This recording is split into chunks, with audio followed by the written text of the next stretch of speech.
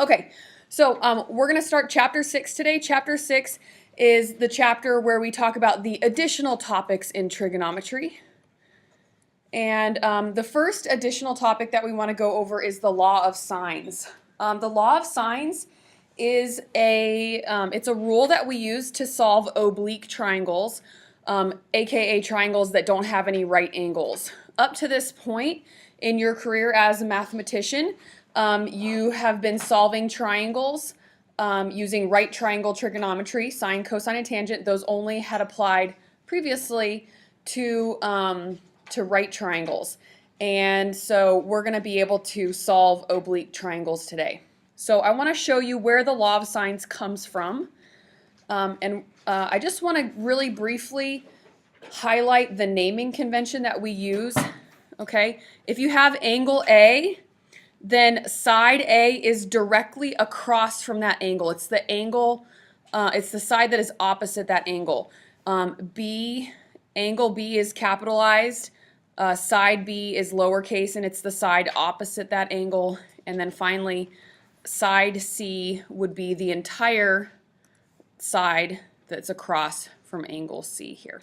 Okay, and this triangle clearly has a height, and that height we're just going to use the letter H to signify.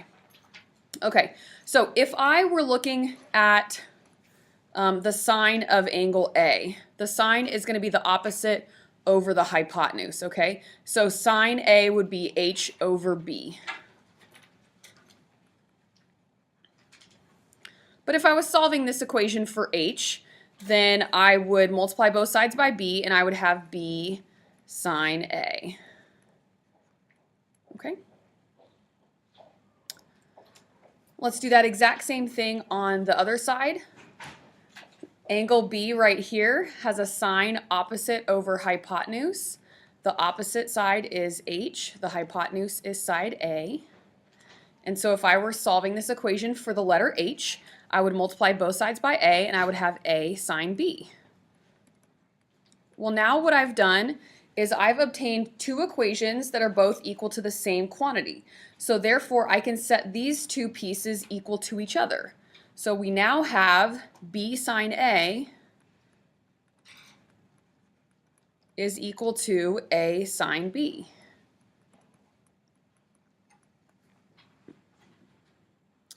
And so what I'm going to do is divide both sides by B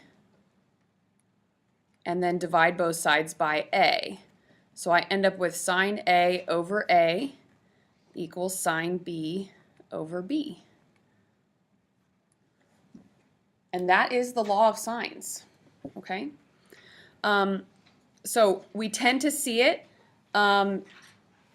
with all three angles. So A over sine A, B over sine B, and C over sine C. That's equivalent to sine A over A and sine B over B because of the reciprocal property of proportions. So you can take this entire equation and take the reciprocal of it, and it's still true, okay? So you might see it in your textbook with the side lengths on top and the sines on the bottom. I don't know why, but when I learned it in school, I, for some reason, remember the sine always being on top. So either way is fine. They're both equivalent, okay? All right, so that's basically what that says down here. All right, and essentially what this rule tells us is that the sides are proportional to the sines of their opposite angles. So let's use this in a problem, okay? And by the way, you're going to use this rule if you have AAS or ASA, aka you have two angles and one side of a triangle, okay? So we've got triangle EFG. First of all, let's just draw any old triangle. It doesn't matter. It doesn't have to be drawn to scale. Let's label it properly. So E, F, and G are the angles, and I want to make sure that I label the sides correctly within this triangle. So side E is going to be opposite angle E, so little e will be right here. Side F will be opposite angle F, so little f will be right here. And side G will be opposite angle G, so that'll be right here. Okay? And the given information tells us that angle G has a measure of 57 degrees. Angle E has a measure of 43 degrees. and that side E has a length of 4.56 degrees, or excuse me, 4.56 units, whatever those units are. Okay, and we need to solve the triangle. When I say solve a triangle, what do I mean? Good, find all the angles and all the sides. So I want to start with finding the measure of angle F, because that's easy. The measure of angle F, I'm going to use the triangle sum theorem. It's going to be 180 minus 43 minus 57. Okay, so what is the measure of angle F? 80. Okay, good. Okay, so that's going to be 80 degrees. So I've got one of my missing pieces. So now what I want to do is set up the law of sines. So it's going to go sine E over E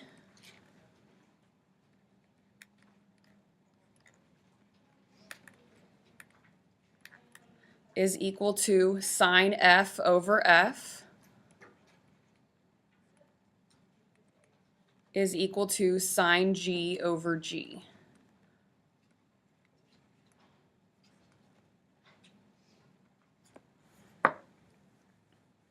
Okay, so I end up with this equation that has three pieces to it, but remember, to solve any equation, you only need to work with two sides. So in order to obtain F, I'm going to work with these two pieces of the equation, and I'm going to cross multiply in order to solve. I'm going to need to use the cross products property. So that means that F times the sine of 43 is equal to 4.56 times the sine of 80.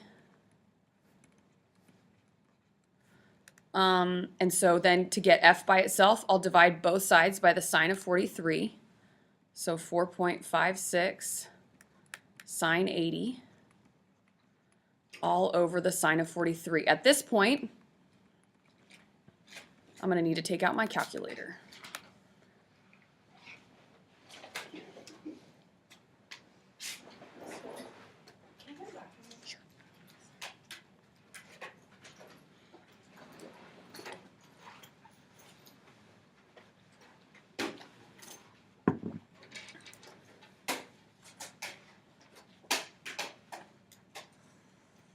Okay, so we're just going to plug this into our calculator. 4.56 times the sine of 80. Make sure that your calculator is in degrees before you even press enter.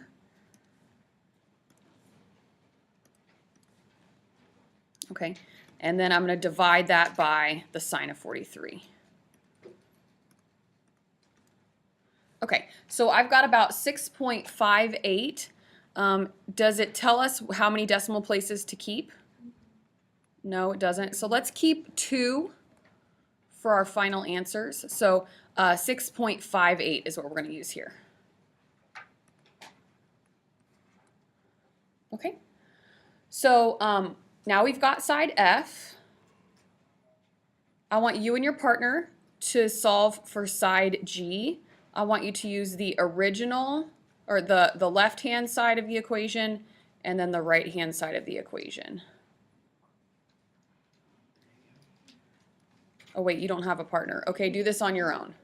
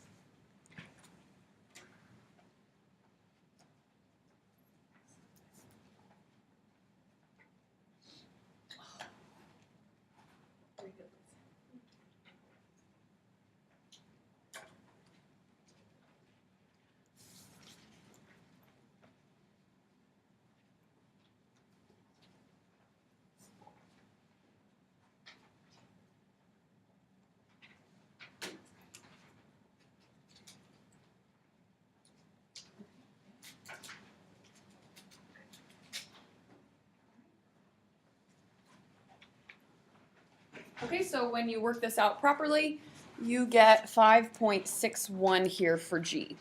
And so at this point, we have solved for all of the missing parts. So we have solved the triangle. Okay? All right, so let's apply this to a real world problem. During a rescue mission, Harrison receives data on an unidentified aircraft from an AWACS plane and is instructed to intercept the aircraft, aka run straight into it or something like that. The diagram shown appears on the screen. However, before the distance to the point of intersection appears on the screen, communications are jammed. Fortunately, Harrison remembers the law of signs from his pre-calculus honors class. How far must Harrison fly? Okay, so first of all, the pilot here is Harrison. Okay, so that's him. This is where he is right now. He's at point V. The unidentified aircraft is point X. And we know that they are 500 kilometers apart from one another. What's going to happen, though, is this aircraft is going to continue to fly along this path, and we are looking for how far must Harrison fly. So we're essentially looking for the length of side X. Okay. So what we have is two angles and a side. Whenever we have two angles and a side, we use the law of sines. So I'm going to set up my law of sines here, but before I do that, I need to find this missing angle Z, okay? So using the triangle sum theorem, Z is going to be 180 minus 115 minus 27. What does that give us? 3. And you will have your calculator for most of this chapter. So it's okay to rely on it for some other basic arithmetic in terms of speed. Okay, so that angle is 38 degrees. So let's go ahead and set up the law of sines. So the sine of 38 over 500 is equal to the sine of 115 over x, which equals the sine of 27 over y. The thing is, the question I have is only how far must Harrison fly. So I'm really only looking for side X here. So I can completely ignore this part of the law of sines and just work with these two parts of the equation. Okay? And then we're just going to use the same technique that we did previously, where we cross multiply and solve for the variable. So I'm going to have X times the sine of 38 is equal to 500 times the sine of 115. Divide both sides by the sine of 38.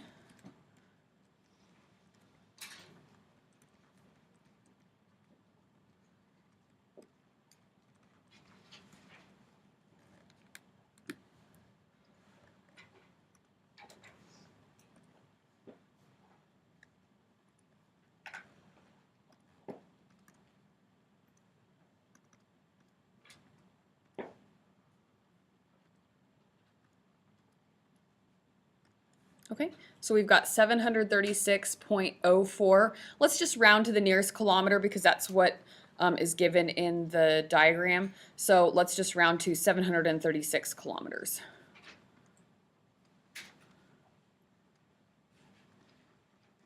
Okay, do you feel good about the law of sines?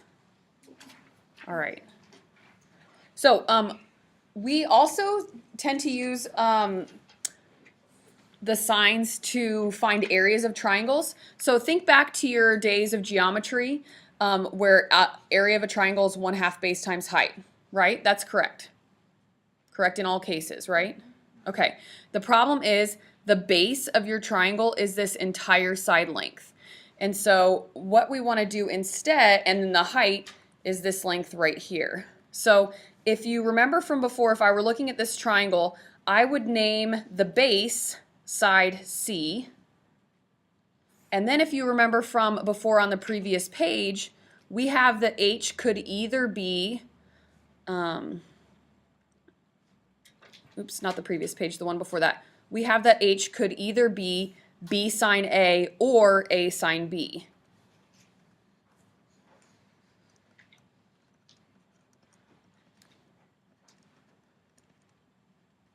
So instead of having 1/2 base times height, I've got 1/2 times C times B sine A. That's right here. Or I've got 1/2 times C times A sine B, which is right here. And it also works in that same pattern, 1/2 AB sine C, if I had this angle up here, okay? So essentially, if you have two sides and an angle, you can find the area by 1/2 side times the sine of the angle, okay? All right, so it also works that you can get area is 1/2 the side squared times the two sines of the other angles divided by the sine of that angle, and it works from there. Okay, so triangle ABC, I've got side A is 7.5, side B is 9, and side C is 100. So which equation are we going to use?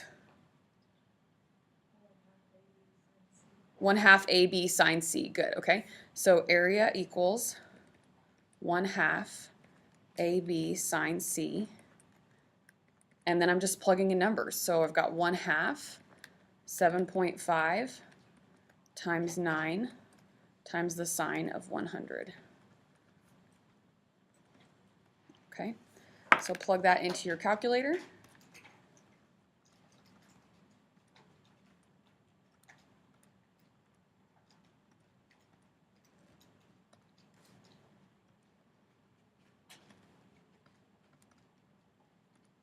Okay, did they give us any units of measurement? No, but because this is an area problem, I need to specify that whatever these units are, that they're squared. So let's go ahead and round to the nearest hundredth. So 33.24 units squared.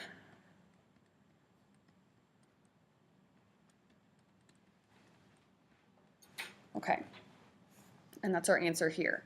Okay, with the next problem, I have side A is 18.6, angle A is 19 degrees 20 minutes, and angle B is 63 degrees 50 minutes. Which area equation am I going to use? Yes, exactly. I'm going to use this one up here, okay? The only thing is right now I'm missing what angle C is. So I need to find it using the triangle sum theorem. Okay, so I'm going to do 180 minus, and I'm going to do these in parentheses, 19 plus 20 over 60, which is 1/3.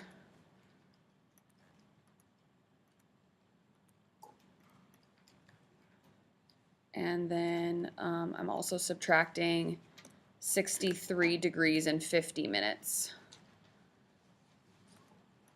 So 63 plus 50 over 60, which reduces to 5 over 6. Okay, so we've got 96.8333 degrees.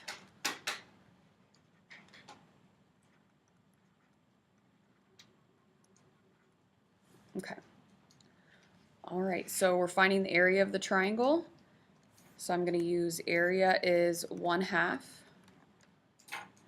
A squared times the sine of 19 1/3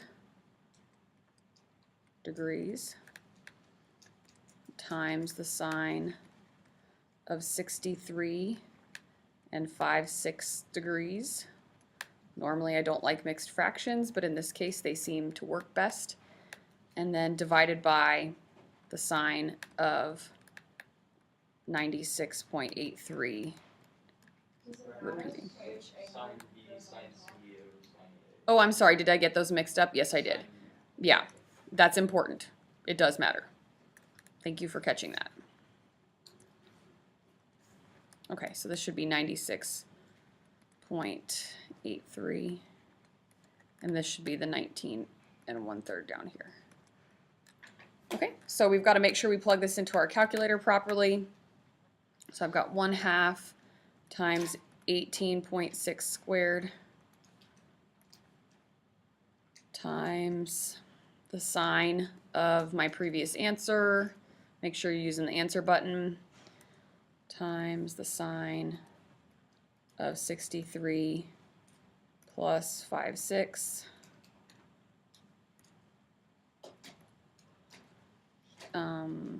Divided by the sine of 19 1/3.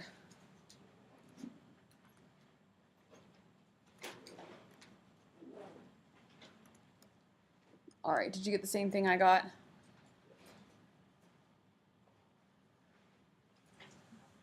That's good. And did they give us units of measurement? No, they did not. So we have to just make some up. We call it units squared. Okay, so 465.62